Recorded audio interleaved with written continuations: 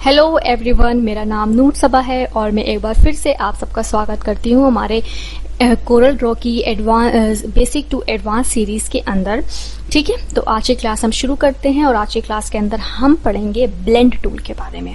ठीक है, तो हम अपने कोरल ड्रॉ के इंटरफेस के अंदर आ चुके हैं और टूल जो है आप उसके नाम से ही समझ रहे होंगे कि उसका काम है ब्लेंडिंग।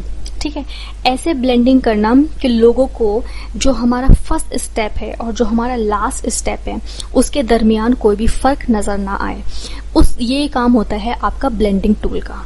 ठीक है, तो ब्लेंडिंग टूल को समझने के लिए मैं यहाँ पे पहले दो शेप्स ले लेती हूँ। एक मैंने रेक्टेंगल शेप लिया है, ठीक है, और दूसरा मैंने सर्कल लिया है। परफेक्ट सर्कल बनाने के लिए मैंने अपने कीबोर्ड से कंट्रोल की को प्रेस कर रखा है। ओके, नाउ अब मुझे क्या करना है, मुझे यहाँ पर अपना एक और रेक्टेंगल की कॉपी बनानी है और इसका जो शेप है मैं थोड़ा सा छोटा कर देता हूँ कुछ इस तरीके से। उसी तरीके से मैंने यहाँ पे सर्कल की भी एक कॉपी बना ली है और इसका जो है वो मैंने कर दिया है थोड़ा सा छोटा। ठीक है जी, अब आप देख पा रहे हैं कि ये कितना छोटा हो गया। नाउ अब हम आ जाते हैं अपने ब्लेंड टूल के ऊपर। यही हमारा ड्रॉप शेडर टूल के अंदर ही हमारा एक और टूल है, वो है ब्लेंड टूल। सिलेक्शन पहले से हो गया है, अब मुझे क्या करना है, ठीक है, ये मैंने अपना इस रेक्टेंगल से लेके मैंने उसको इस रेक्टेंगल तक लाके रख दिया है। यहाँ पे आप इसके एजेस देख रहे हैं, 20 स्टेप्स यहाँ पे दे रखे हैं, इसलिए इस तरीके से ब्लेंड हुआ है कि काफी ज्यादा ओवरलैप कर रहा है। अगर आप इसके स्टेप को डिक्रीज कर दें, ठीक है, यहाँ से आप स्टेप्स को डिक्रीज कर सकते हैं। अगर आप इसके स्टेप्स को डिक्रीज कर दें, नाउ यू कैन सी कि यहाँ पर क्या है, कि यहाँ पे किस तरीके से किस लिए ये इस्तेमाल करा गया। ब्लेंड टूल इसलिए इस्तेमाल करा गया ताकि आप कोई भी एक परफेक्ट, एक बड़े इस शेप से लेकर एक छोटे शेप तक के छोटे छोटे स्टेप्स को बना सकें। ठीक है, तो अगर मैं इसके एक स्टेप बढ़ा देती हूँ, ठीक है, मैंने 3 स्टेप्स यहाँ पे कर दिए। तो पहले सबसे बड़ा शेप आया, फिर उससे छोटा शेप आया, फिर उससे छोटा शेप आया, फिर उससे छोटा शेप आया, फिर सबसे छोटा शेप आया। सेम थिंग अगर हम इसके साथ करेंगे, ठीक है, मैंने इसको सर्कल पे लाकर छोड़ दिया है।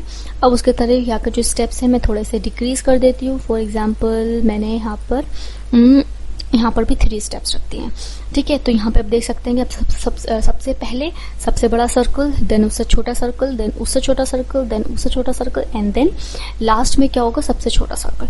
ठीक है, तो अब मैं क्या करती हूँ, इनको मैं डिलीट कर देती हूँ। आई होप आपको समझ में आया होगा कि ब्लेंड टूल है वो किस तरीके से वर्क करता है। ब्लेंड टूल जो है वो काफी दफा जब आप छोटे छोटे ग्राफिक्स के एलिमेंट्स डिजाइन कर रहे होते हैं ना, तो वहां पर इस्तेमाल होता है। अगर आपने कोई भी बैनर डिजाइन कर लिया है, ठीक है, अगर आपने कोई भी बैनर डिजाइन कर लिया है, ठीक है, तो खाली आपने वहां पे टेक्स्ट लिख दिया, फॉर एग्जाम्पल कि it's a big sale, 50% off, ठीक है, लिमिटेड ऑफर, ठीक है, उसके बाद एक इमेज लगा दी। उसके बाद भी आपके डिजाइन में वो खूबसूरती नहीं आएगी अगर आप उसके अंदर छोटे छोटे एलिमेंट्स को यूज नहीं करते हैं। तो आप क्या कर सकते हैं, अपने छोटे छोटे एलिमेंट्स को यूज कर सकते हैं, ब्लेंड टूल के साथ प्ले कर सकते हैं, प्ले अराउंड करें हर एक टूल के साथ और जाने के कौन सा टूल किस तरीके से काम करता है।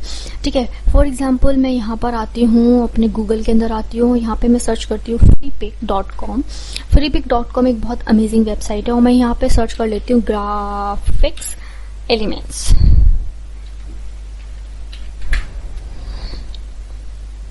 ठीक है, तो अब आप यहाँ पे देख सकते हैं कि यहाँ पे काफी सारे ग्राफिक्स एलिमेंट्स आ गए हैं। ठीक है, तो अब मैं आपको बहुत सी जगहों पे आप देख सकते हैं, बहुत सारी जगहों पर ऐसा हो रखा है, जैसे कि आप इसी को ले लीजिए, इस शेप को ले लीजिए, यहाँ पे देखिए आपका, ठीक है, यहाँ पे इन्होंने सर्कल वाले जो एलिमेंट है उसको यूज करा है। ठीक है, लेकिन उन्होंने सिर्फ एक पर्टिकुलर काइंड ऑफ, और क्या कह सकते हैं कि एक ही साइज का उन्होंने शेप को यूज करा है शुरू से लेकर आखिर तक। ठीक है, लेकिन उन्होंने एलिमेंट यूज तो करा है। यहाँ पर देखिए एक बड़ा सर्कल है, यहाँ पर एक छोटा सर्कल है। ठीक है, तो इस तरीके से आप भी चाहें तो काफी सारे एलिमेंट्स को यूज कर सकते हैं। ठीक है, एक नॉर्मल साइज पे भी ले सकते हैं और आप चाहें तो डिफरेंट अलग अलग छोटे से बड़े, बड़े से छोटे साइज को भी यूज कर सकते हैं। वैसे मैं ढूंढने की कोशिश कर रही हूँ कि वो मुझे मिल जाए, क्योंकि मैंने अपने बहुत सारे डिजाइन में उस तरह के एलिमेंट्स को यूज करा है। देखिए ये रहा, देखिए यहाँ पे बड़ा सर्कल है, ठीक है, ठीक है, बिल्कुल छोटे होते चले गए। तो ये कैसे हुआ, ये उन्होंने सबसे बड़ा उन्होंने एक यहाँ पे एक अपना जो रेक्टेंगल था, जो सर्कल था, वो उन्होंने सिलेक्ट कर लिया। उसके बाद उन्होंने देख लिया कि मुझे सबसे छोटा जो सर्कल है वो कहाँ तक चाहिए।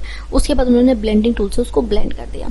ठीक है। और उसके बाद उसका सेंटर सिलेक्ट फिक्स करके और उन्होंने डबल कॉपी ले ली, जो कंट्रोल डी से जो है डुप्लीकेट कॉपीज बन जाती हैं, और उसको एक सर्कल के अंदर डालकर बेसिकली ये डिजाइनिंग जो किस तरीके से होती है ये हम अपने आप को बहुत एडवांस क्लासेस में बताएंगे। लेकिन आपको यहाँ पे मैं सिर्फ यहाँ पे बताने का मेरा तरीका ये था कि ब्लेंड टूल भी इस्तेमाल होता है, और थोड़ा नहीं बहुत ज्यादा इस्तेमाल होता है ग्राफिक एलिमेंट्स को क्रिएट करने के लिए। ओके, सो आई होप आप लोग को आज की वीडियो काफी अच्छी लगी होगी, इन्फॉर्मेटिव लगी होगी। और अगर आपको इन्फॉर्मेटिव लगी है, अच्छी लगे, तो हमारे चैनल को सब्सक्राइब करें और अपने फ्रेंड के साथ इस वीडियो को शेयर करें। और आज का होमवर्क आपका यही है कि जो मैंने आपको सर्कल बना के दिखाया है, ये वाला जो भी आपको मैंने सर्कल बना के दिखाया, आप इसको बनाने की कोशिश करें। ब्लेंड टूल के साथ जितना चाहें आप उतना ज़्यादा खेल सकते हैं और बनाएं, और हमारे CTTC लर्न टुडे के हमारे पेज पर जाके हमें टैग करें, ताकि हमें पता चले कि हमारे स्टूडेंट्स ने आज की क्लास को सीरियसली लिया है और उस पर प्रैक्टिस करी है। Thank you so much for the watching.